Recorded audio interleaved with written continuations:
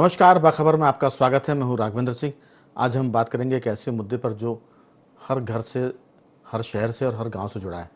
अभी उसका विस्तार तो गांव तक नहीं हुआ, लेकिन शहरों के नक्शे की हम बात करें, इस पर मध्य प्रदेश की सरकार ने केंद्र के पायलट प्रोजेक्ट पर काम करना शुरू किया है और केंद्रीय कृषि मंत्री शिवराज सिंह चौहान के साथ मध्य प्रदेश के मुख्यमंत्री डॉक्टर मोहन यादव ने भी आज इसका एक तरह से शुरुआत की, सर्वे की शुरुआत की।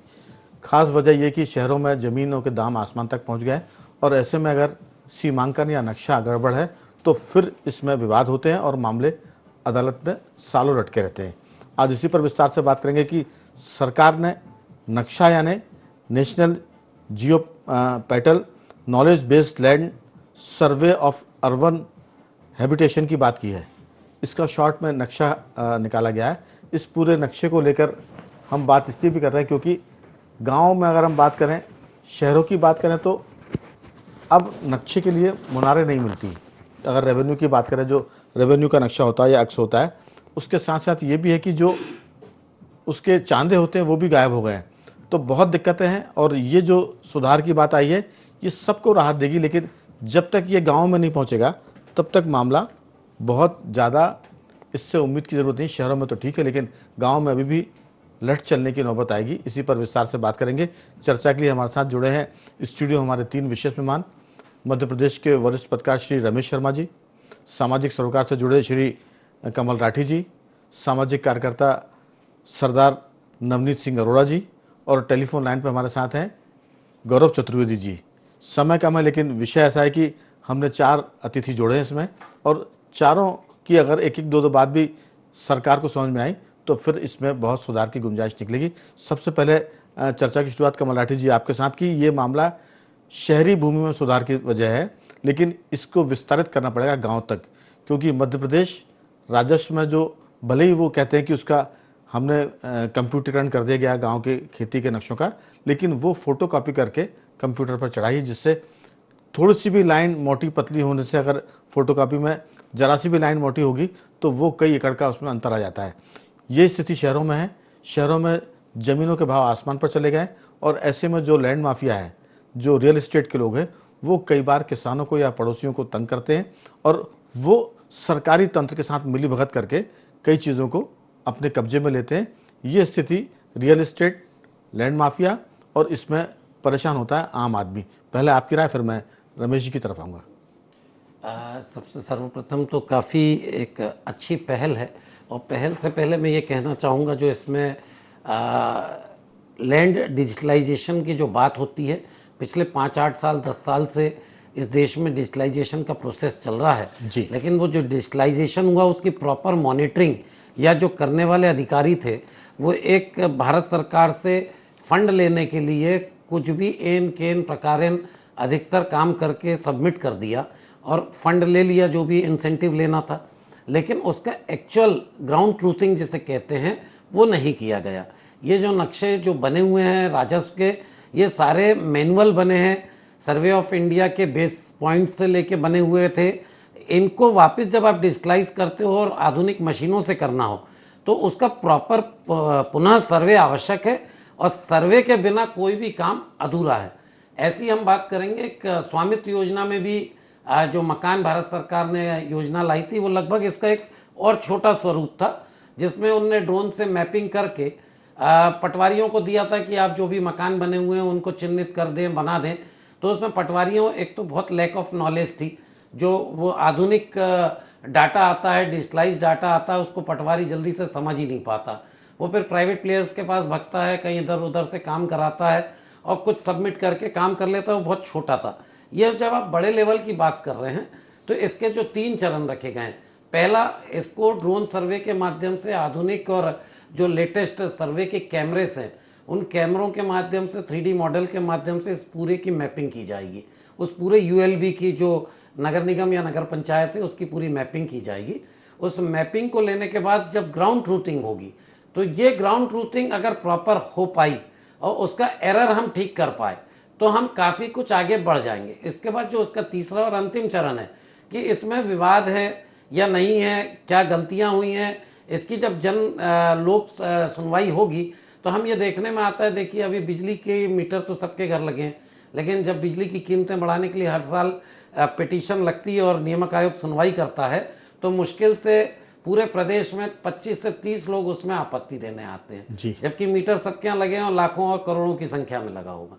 तो क्या उस समय लोग आएंगे? क्योंकि फिर जब लैंड रिकॉर्ड आप वितरण करोगे, उसको जब मकान का आधार कार्ड, जिसे हम कह लें आसान शब्द में, मकान की पूरी डिटेल वाली जानकारी देंगे और उसमें कोई करेक्शन रहेगा तो फिर वो करेक्शन के लिए घूमेगा। योजना बहुत अच्छी है, काम बहुत अच्छा है, इसमें कतई कोई नुक्स निकालने की बात मैं बिल्कुल नहीं कर रहा हूं, लेकिन इसकी प्रॉपर मॉनिटरिंग, और इसमें बड़ी जिम्मेदारी मध्य प्रदेश को पूरे भारत के जो 152 यूएलबीज का काम होना है, उसका रिकॉर्ड का काम मध्य प्रदेश आईटी डिपार्टमेंट को दिया है, Madhya Pradesh electronic development corporation को। ये एक अच्छी बात है क्योंकि हमारा स्टेट का डिपार्टमेंट इतना अच्छा काम कर रहा है कि सर्वे ऑफ इंडिया जो देगा उसको ग्राउंड ट्रूथिंग के बाद इसका डिजिटलाइजेशन वो ही करेगा। लेकिन इसी डिपार्टमेंट ने कितना अच्छा किया या नहीं किया, इसका भी आकलन आवश्यक है। तो जो आज हम देख रहे हैं मौकों पे लोगों को सीमांकन का देखते हैं कि पटवारी ट्रेंड नहीं है, प्राइवेट प्लेयर्स को ले आता है, वो सर्वे कर देते हैं और किसी भी मेड़ से उसको मिला के आदमी का पॉइंट बना देते हैं, जबकि उसको चांदे मीनारे से पॉइंट बनना चाहिए। तो चांदे मीनारे तो शहर में लापता हैं, ग्रामीण क्षेत्र में भी बहुत सारे जगह मेरे हिसाब से चांदे लापता हैं। तो पहले इस ग्राउंड ट्रूथिंग सर्वे से पहले ग्राउंड ट्रूथिंग हो जाए, एक छोटी सी जो नक्शों को वहां मौके पे बैठा दे, उसके बाद सर्वे हो जाए और फिर ये काम हो जाए तो काफी कुछ अच्छा हो जाए। बिल्कुल रमेश शर्मा जी, दरअसल ये सारा मामला देश भर के 152 नगरों से जुड़ा हुआ है। ये शुरुआती जो पायलट प्रोजेक्ट है उसमें 152 नगर जोड़े गए हैं और उसमें मध्य प्रदेश के 9 जिले जोड़े गए हैं। 9 जिलों के 10 नगर शामिल किए गए। जैसे सीहोर जिले की हम बात करें तो बुधनी विधानसभा क्षेत्र का शाहगंज इसमें जोड़ा गया है। हाँ, अगर हम बात करें छनेरा की बात करें जो नर्मदा के डूब क्षेत्र में आया था, वो उसमें जोड़ा गया। अलीराजपुर है, देपालपुर है, धारकोटी है, मैघनगर है, और होशंगाबाद की हम बात करें, नर्मदापुरम की बात करें तो उसका माखन नगर को इसमें जोड़ा गया है, और विदिशा, सांची, उन्हेल भी इसमें शामिल किए गए हैं। तो मुझे लगता है कि इस पूरे मामले में शिवराज सिंह जी की झलक दिख रही है, क्योंकि शिवराज सिंह जी का संसदीय क्षेत्र विदिशा है, सांची उस विदिशा में आता है, रायसेन जिला, इसके साथ बुधनी विधानसभा क्षेत्र भी विदिशा में आता है। तो बुधनी विधानसभा क्षेत्र का की नगर पंचायत इसमें जोड़ी गई है शाहगंज। ये तो हुआ इस तरह से कि इसमें उनके शेडो दिख रही है, और जब शिवराज जी इस काम को कराएंगे तो हमें लगता है कि इसमें जो त्रुटियां हैं वो कम से कम होंगी। और जो खास बात जोड़ी है राठी जी ने कि मध्य प्रदेश के ही एक महकमे को, एक डिपार्टमेंट को इसकी जिम्मेदारी दी गई है, तो फिर मध्य प्रदेश में किसी किस्म की शिकायत होगी इसकी गुंजाइश कम लगती है। लेकिन सरकारी तंत्र जैसे काम करता है वो काम को, कितना भी बड़ा काम हो, उसको उलझा देता है। अगर इस पूरे मिशन में, इस पायलट प्रोजेक्ट में सरकारी तंत्र ने सहयोग किया तो फिर ये मिशन अपने आप में एक उदाहरण बन जाएगा। आपकी राय? देखिए, स्वाभाविक रूप से राघवन जी, हमको आधुनिकता के साथ तो जुड़ना और टेक्नोलॉजी से भी जुड़ना जी, कि जिस तरीके से पूरी दुनिया टेक्नोलॉजी की तरफ जा रही है, हम उससे पीछे नहीं रह सकते। लेकिन जैसा कि कमल जी ने भी कहा, भारत में जब भी टेक्नोलॉजी के या काम होते हैं उसमें कुछ व्यवहारिक कठिनाइयाँ आती हैं, और ये जो व्यवहारिक कठिनाइयाँ, समस्याएं, विसंगतियाँ आती हैं, वो उसकी क्रियान्वयन एजेंसियाँ जो होती हैं और उनसे जुड़े हुए कुछ जो सरकारी तंत्र होता है उससे आते हैं। अब जैसे मान लीजिए ये डिजिटलाइजेशन जब होगा, और इसमें अब ऐसे अभी उदाहरण ऐसे हैं कि एक किसान ने अपनी खेती नपवाई तो उसकी आगे कर दी, और पड़ोसी ने नपवाई तो फिर इधर कर दी। तो ये जो कहीं ना कहीं समस्याएं आती हैं, मैं समझता हूं जो क्षेत्र चुने गए हैं, चूंकि कृषि मंत्री मध्य प्रदेश के ही हैं शिवराज जी, तो स्वाभाविक रूप से मध्य प्रदेश की महत्ता या उसकी प्रमुखता रहेगी। तो कहीं ना कहीं जो सर्वे में जो स्थान चुने गए हैं, तो पहले कम से कम वहां पर किसानों की एक बैठक बुला ली जाए। दो तरह की स्थिति है, एक तो जमीन सरकारी है, सरकारी जमीन पर लोगों के इंक्रोचमेंट है, लेकिन एक जो प्राइवेट जमीन है और लोगों की पीढ़ियों से उनकी जमीन है, तो मैं समझता हूँ बैठकें किसानों की एक बुला लेनी चाहिए, ताकि इसका व्यवहारिक पक्ष क्या होगा। कई बार ऐसा होता है, पुराने समय में लंबी लंबी मेड़ें होती थी, अब नए समय में ऐसे उदाहरण है कि एक किसान ने मेड़ पटा ली है और दूसरा उसी पुरानी सीमा पर बना हुआ है। तो ऐसी स्थिति में फिर ये मशीन क्या करेगी? कायदे से तो होना चाहिए, मान लीजिए मेड़ अगर 10 फीट 20 फीट, चूंकि पुरानी मेड़, चूंकि पशु भी होते थे, 20-20 फीट 25-25 फीट चौड़ी मेड़ होती थी, तो उसमें अगर दोनों किसानों को 12-12 फीट आगे बढ़ना चाहिए। अब ऐसी स्थिति में एक किसान होशियार था, उसने धीरे से पूरी मेड़ पटा ली। तो अब ऐसी स्थिति में ये जो मशीन है ये क्या निर्धारित करेगी? तो स्वाभाविक रूप से पहले किसानों को बैठकें हो जाएं, किसानों के साथ इसकी जागरूकता बहुत आवश्यक है, और जहां पर सरकारी जमीन पर लोगों के जो इंक्रोचमेंट हैं उस इंक्रोचमेंट पर सख्ती की जानी चाहिए। बिल्कुल, असल में ये जो पायलट प्रोजेक्ट का पहला चरण है ये शहरों पर ही है, लेकिन इसको विस्तारित करके गांव में ले जाने की जरूरत पड़ेगी। जो रमेश शर्मा जी बता रहे हैं कि अगर गांव में ये पहुंच गया तो फिर किसानों की बहुत दिक्कतें खत्म होने वाली है। नहीं तो जो राजस्व विभाग के अधिकारी है उनका भी कहना है कि हमारे यहाँ इसका कंप्यूटरीकरण तो कर दिया गया राजस्व रेवेन्यू रिकॉर्ड के नक्शों का, लेकिन उसमें थोड़ी सी भी मोटी पतली लकीर अगर हो गई है तो उसमें कई फीट कई एकड़ों का अंतर आ जाता है। तो हमें लगता है कि इसमें बहुत सजगता से काम करने की जरूरत है, क्योंकि इसके बाद फिर दोबारा कोई पायलट प्रोजेक्ट आएगा इसकी उम्मीद कम लगती है। हमारे साथ गौरव चतुर्वेदी है। गौरव जी, भूमि सुधार की बात हो रही है, राहत के नक्शे की बात हो रही है, और मध्य प्रदेश के 9 जिले इसमें शामिल किए गए हैं। देश भर के 152 जिलों में आपको क्या लगता है कि कुछ राहत मिलेगी? राघवेंद्र जी, प्रोजेक्ट बहुत अच्छा है, योजना बहुत अच्छी, इस बात से इनकार नहीं किया जा सकता। लेकिन जो सबसे बड़ी बात है कि सरकार को इसके उन व्यवहारिक पहलुओं की ओर ध्यान देना चाहिए जो जरूरी हैं। जैसे मैं आपको बताऊं कि पटवारी और आरआई और तहसीलदारों, नायब तहसीलदारों की संख्या कम है, पहली चीज।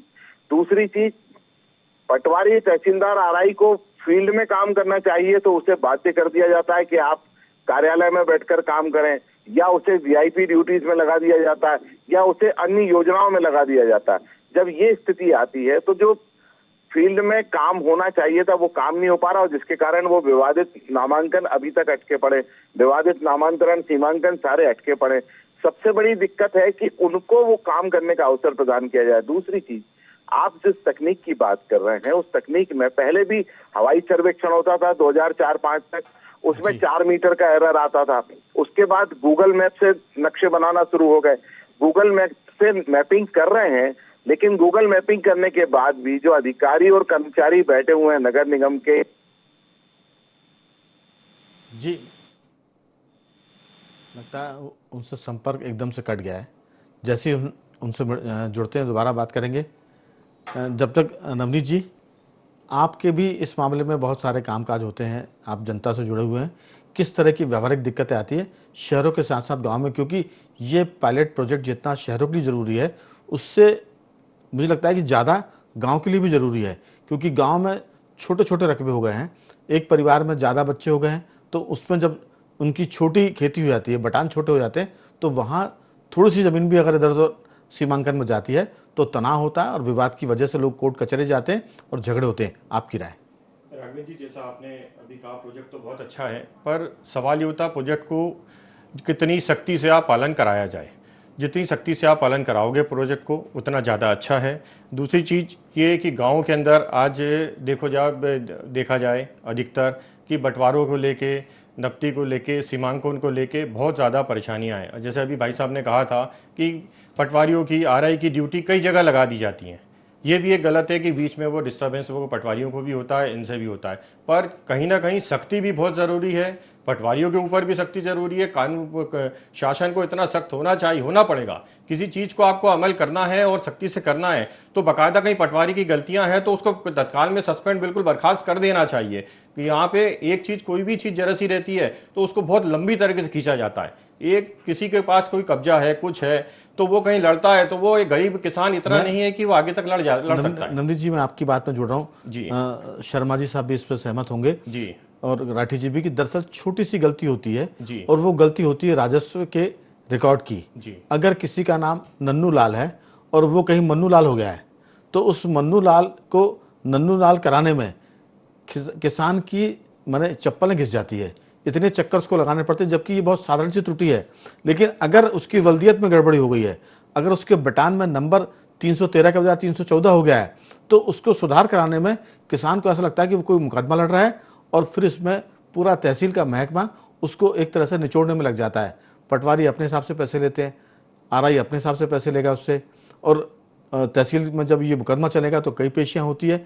तो ये जो चीज़ें होती है जो आप बता रहे हैं, उसमें अगर त्रुटि सरकारी महकमे की है तो जैसे उनके ध्यान में आती है तत्काल बिना किसी माने डिले के उसको सुधारने की ज़रूरत है, ना कि उस पर केस बनाकर, फाइल बनाकर, प्रकरण बनाकर उस पर फिर पेशिया दर पेशियाँ हो और किसान से वसूली की जाए। ये दिक्कतें बहुत है। जी ये जब सख्त ये जब ही हो पाएगा जब किसी की गलती है कि पटवारी नहीं करते हैं तो बर्खास्त करिए ना, सीधे बर्खास्त करना पड़ेगा, आपको एक्शन लेना पड़ेगा। बिना एक्शन लिए कुछ भी नहीं हो सकता। यही चीज होती है कि एक्शन नहीं लिया जाता है, उसको स्लो में धीरे धीरे किया जाता है, इसलिए उनको भी मौका मिल जाता है कि करने का। बिल्कुल नवनीत जी, हमारे साथ दोबारा से गौरव जी से संपर्क हो गया है। गौरव जी, बीच में आपसे संपर्क कट गया था, बात पूरी करिए। तो मेरा कहने का तात्पर्य यह है कि जब सरकारी जमीन के 8 फीट हिस्से पर नगर निगम ने कब्जा करके प्रधानमंत्री आवास योजना बना दिया और उसके कारण अन्य 400 लोग परेशान हो रहे हैं, तो वो नक्शे जो गूगल मैपिंग से लिए जा रहे थे या जो GIS सर्वे से नक्शे बने हुए हैं, उनका क्या हुआ? ये अधिकारियों की भी गलती थी, वहां के रहवासियों की तो गलती है नहीं, क्योंकि नगर निगम ने प्रोजेक्ट बना के दिया। तो इस तरीके की जो व्यवहारिक समस्याएं, इन्हें सबसे पहले दूर करने की आवश्यकता है। बिल्कुल, दरअसल जब तक सरकारी महकमे की जिम्मेदारी तय नहीं होगी तब तक ये विवाद कभी कम नहीं होंगे, चाहे कितनी पायलट प्रोजेक्ट आ जाएं। क्योंकि अगर आपने पटवारी की गलती उस पर कार्रवाई नहीं की तो फिर मामला गलत ही आगे बढ़ता जाएगा। आपने ठीक कहा, नवनीत जी भी इसी बात का पर जोर दे रहे हैं कि इसमें कठोरता की ज़रूरत है और कम से कम जो सरकारी महकमा है, अगर गलती उसकी है तो फिर उस पर तो तत्काल कठोर कार्रवाई हो, अगर ना होगी तो फिर सारी चीज़ें सरकार की मंशा बहुत अच्छी है, लेकिन जो जमीनी स्तर पर काम करना लोग हैं, अगर उनकी बदनीति है तो अच्छे से अच्छा प्रोजेक्ट जो है उसका जुलूस निकल सकता है। नवनीत जी, आपकी 2-4 वाक्यों में राय। प्रोजेक्ट हम कितना अच्छा भी ले आए, जैसे राघवेंद्र जी ने अभी यही चीज शब्द कही कि प्रोजेक्ट हम बहुत अच्छा भी ले आए, कोई दिक्कत, पर जमीनी स्तर पर उसको सख्ती से पालन नहीं किया गया तो वो प्रोजेक्ट सक्सेस नहीं हो पाता है। अभी माननीय मुख्यमंत्री जी ने भी पटवारियों के ऊपर काफ़ी एक्शन लिए, काफ़ी बोला है कि पटवारी के अब रजिस्ट्री जैसे हो रही हैं तो बाकायदा नामांतरण ऑटोमेटिक हो जाएंगे, ये सब चीज़ें हैं। पर यह है कि सीधे ये है कि मेन जो है नीचे से लेके सख्ती बहुत ज़्यादा ज़रूरी है, जितनी सख्ती रहेगी उस हिसाब से ही ये प्रोजेक्ट सक्सेस हो जाएगा। ठीक। कमल राठी जी, ग्राउंड जीरो पर अगर ये सारी मैपिंग हो गई, ड्रोन से आपने नक्शे भी बना लिए, लेकिन अगर इस पर अमल करने वाला जो सिस्टम है वो ठीक से काम नहीं करेगा तो शिकायतें भी होंगी, विवाद भी होंगे और जनता में असंतोष भी होगा, जबकि सरकार अपनी तरफ से कोई कमी नहीं रख रही। मुख्यमंत्री ने कई अधिकारियों को डिमोशन किया है गड़बड़ी के चक्कर में, तहसीलदारों को पटवारी बना दिया है, TI को SI बना दिया है। मुझे लगता है कि ये कार्रवाई तो होनी चाहिए, लेकिन इसमें अगर एक आध दो, जैसे गांव की कहावत है कि एक आध कौवा मारकर आपको लटकाना पड़ेगा, तब जाके मुझे लगता है कि सुधरेंगी चीज़ें। कुछ की बर्खास्त की भी ज़रूरी है। आपकी छोटी टिप्पणी इस पर। नहीं, देखिए, सीधा सीधा काम ये है कि जो ये पूरा प्रोजेक्ट है वो इसलिए आ रहा है कि भारत सरकार दो चीज़ों पे बहुत बढ़िया जो काम कर रही है कि ट्रांसपेरेंसी हो, डिजिटलाइजेशन हो। जब इन पे काम कर रही है तो कहीं ना कहीं बाकी सरकारें, चाहे भले ही वो डबल इंजन हो, ट्रिपल इंजन हो, वो कहीं ना कहीं उनके अधिकारी कर्मचारी उस पर रोड़ा लगाते हैं। जैसा आपने एक एग्जाम्पल दिया नामांतरण का, तो पटवारी की रेस्पॉन्सिबिलिटी है कि गांव में जाए, कहीं देहांत हो जाए तो उसका नाम लेके आवेदन नहीं करना है, लेकिन लोगों ने प्रथा बना दी, पटवारियों ने सिखा दिया कि भैया आप आवेदन करो, पेशी में आओ। वो तो पटवारी की खुद की रेस्पॉन्सिबिलिटी, कानून यही कहता है। अंग्रेजों के जमाने से आज तारीख तक यही कानून है। तो ये सब चीजें जब हम देखते हैं, कानून का पालन ही नहीं होता है। हमने भ्रष्टाचार बढ़ाने के लिए, भ्रष्टाचार करने के लिए सारे नई व्यवस्थाएं कर ली, इसी को खत्म करने के लिए ये ट्रांसपेरेंसी आ रही है, ये डिजिटलाइजेशन आ रहा है, लेकिन इसको भी हम कहीं ना कहीं सक्सेस नहीं होना देना चाहते, क्योंकि ये हो गया तो बाकी दिक्कतें खड़ी हो जाएंगी। तो मेरा जो कहना है कि सबसे पहले जो भी आपके जो शहरी मैप हैं उनका जो डिजिटलाइजेशन आपने पहले किया, उनकी ग्राउंड ट्रूथिंग करके उसके बाद अगर आप सर्वे करेंगे और फिर चीजों को करके और व्यापक प्रचार से दाव्यापत्ति बुलाएंगे तो मुझे लगता है बहुत अच्छा काम है, और नेक नियत से करेंगे तो काम बहुत अच्छा है। शर्मा जी से मैं पूछना चाहूंगा कि ये मामला शहरों तक तो ठीक है, लेकिन जब तक इसको विस्तार देकर गांव तक नहीं पहुंचाया जाएगा तब तक जो लैंड रिकॉर्ड है, जिसमें हम कह रहे हैं कि ट्रांसपेरेंसी की बात कर रहे हैं और उसके साथ साथ चीज़ों को लीगलाइज करने की बात कर रहे हैं, इसमें गांव को जोड़ना पड़ेगा। और आपने जो पिछली बार की बातचीत में कहा था कि किसानों से भी बात करनी पड़ेगी, लेकिन इसमें सरकारी तंत्र, मैंने पटवारी से लेके तहसीलदार और SDM तक की जिम्मेदारी अगर जब तक तय नहीं होगी तब तक लोग इसकी जलेबी बनाते रहेंगे। आप कानून कितना भी अच्छा ले आएँ, सिस्टम को कितना भी अच्छा कर दें, सिस्टम में काम करने वाले लोगों की एक तो बेहतरी की ज़रूरत है और उन पर सख्ती की जरूरत है। आपकी टिप्पणी। नहीं, ये बिल्कुल आपने ठीक कहा, क्योंकि जब सारा लैंड रिकॉर्ड का कंप्यूटराइजेशन हुआ था, तो इससे पहले अगर आपने देखा हो राघवेंद्र जी कि गांव में सारे दस्तावेज पटवारी के पास सब हिंदी में रहते थे, और जब उसका कंप्यूटराइजेशन हुआ तो कितने नाम अंग्रेजी के वो जो अल्फाबेट के कारण उनके नाम बदल गए। अब उनके नाम बदल गए तो कितने किसान उसमें परेशान हुए। मैं समझता हूं इस सर्वे से पहले किसानों में भी जागरूकता जरूरी है, और जो तंत्र है उस तंत्र को भी, एक मान लीजिए पटवारी और आरआई जो होते हैं उसको भी कहीं ना कहीं कंप्यूटर का और उस टेक्नोलॉजी का एक्सपर्ट होना बहुत जरूरी है। अगर वो एक्सपर्ट नहीं है तो जो विसंगतियां, आपको अगर याद हो 60 के दशक में एक चकबंदी हुई थी, उस चकबंदी में जो विसंगतियां थी उन दोनों, तो चूंकि किसान बहुत डरता था तो जाता ही नहीं था, सारे किसान रोते रह गए। लेकिन कंप्यूटराइजेशन में अप्रोच भी हुई है, आधी से ज्यादा गलतियां नहीं सुधरी हैं। उसका कारण यह है कि निचले स्तर का तंत्र जो था वो एक्सपर्ट नहीं था, कंप्यूटराइज वाला पहुंचता था ऑपरेटर और उसने सब ठीक कर दिया। तो मैं इसमें कहीं ना कहीं किसानों की जागरूकता भी जरूरी है, और वो पटवारी आरआई की जागरूकता, उसको टेक्नोलॉजी की ट्रेनिंग बहुत जरूरी है। बिल्कुल। और दूसरी बात है कि चर्चा की शुरुआत में हुआ था कि पटवारी और अगर तहसीलदारों की नीयत ठीक होगी तो जैसा कहा था कि उसे नहीं आता सिस्टम को चलाना, तो वो प्राइवेट को लेकर आता है और उस सिस्टम को चलाता है। जो नियुक्ति की हम बात करते हैं, सीमांकन की बात करते हैं, तो नीयत का सवाल है। अगर वो एक्सपर्ट भी हो गया और नीयत खराब है तो फिर मैंने कहा ना कि बटान 314/12 है तो 314/13 कर दिया। अब जब उस किसान का कोई काम आएगा तब वो घूमता फिरेगा कि मेरा तो 12 नंबर था, ये 13 कैसे हो गया। अब इसके लिए उसको बहुत लंबी कवायद करनी पड़ती। ये पूरा खेल नीयत का है। गौरव जी, आपकी बहुत छोटी सी संक्षिप्त टिप्पणी। सर, मैं वापस आपको उसी जगह पे लेके जाऊंगा कि चूंकि ड्रोन से आप मैपिंग तो कर लेंगे, लेकिन जो उसकी एक्यूरेसी को नापने के लिए जमीनों पर रिकॉर्ड को एक्यूरेट करना पड़ेगा। उसके लिए वो पटवारी, आरआई और स्टाफ मिल नहीं पा रहा है। तो ऐसी स्थिति में वो बहुत दिक्कत आएगी, उसको सबसे पहले दूर करने की आवश्यकता है। ठीक, लेकिन जहाँ स्टाफ है वहां तो नहीं होना चाहिए।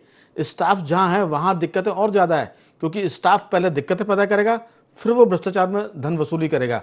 तो दिक्कत नियत की है। मशीन तो अपना काम ठीक करेगी, नियत पर आ रहा है। नवनीत जी, नियत का पूरा खेल है। अगर पटवारी की नियत खराब है तो सरकारी जमीन पर कॉलोनी कट जाती है। बिल्कुल राघवेंद्र जी, आपने बिल्कुल सही कहा कि नियत का ही खेल है। बस 2-3 वाक्यों में समझ। हाँ, नियत का ही खेल है। नियत आरआई है और तहसीलदार है, इनकी ट्यूनिंग प्रॉपर होनी चाहिए और काम प्रॉपर एक ईमानदारी से होना चाहिए। तो ये बहुत अच्छा प्रोजेक्ट है, बहुत अच्छा होगा।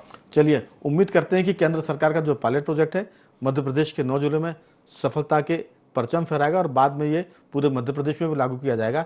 इस पूरे मामले में चूंकि कृषि मंत्री मध्य प्रदेश के शिवराज सिंह चौहान और मोहन यादव का भी वास्ता जमीनों से है, वो भी एक तरह से ग्राउंड जीरो पर रहते हैं। तो हमें लगता है कि दोनों लीडर डॉक्टर मोहन यादव और शिवराज सिंह चौहान मध्य प्रदेश के मामले में बहुत सारी चीज़ों को बेहतर कर सकते हैं, जिससे शहर के साथ साथ गांव के लोगों की भी दिक्कत कम होगी, किसान भी राहत महसूस करेंगे। मैं चारों मेहमानों को धन्यवाद करूंगा।